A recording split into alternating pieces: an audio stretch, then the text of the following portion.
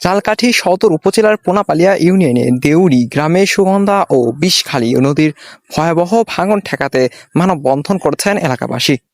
শুক্রবার বিকেল 5টায় দেউড়ি গ্রামের একমাত্র সরকারি সাইক্লোন শেল্টার সংলগ্ন নদীর তীরে শত শত ভুক্তভোগী এই কর্মসূচিতে যোগ দেন।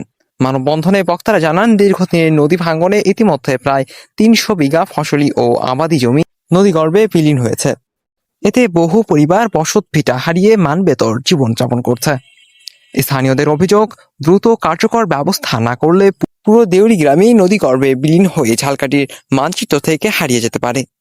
তাদের দাবি, নদী ভাঙ্গন রোধে জরুরি ভিত্তিতে টেকসই সিসি ব্লক, গাইড বাঁধ বা স্থায়ী প্রতিরক্ষা বাঁধ নির্মাণ করতে হবে।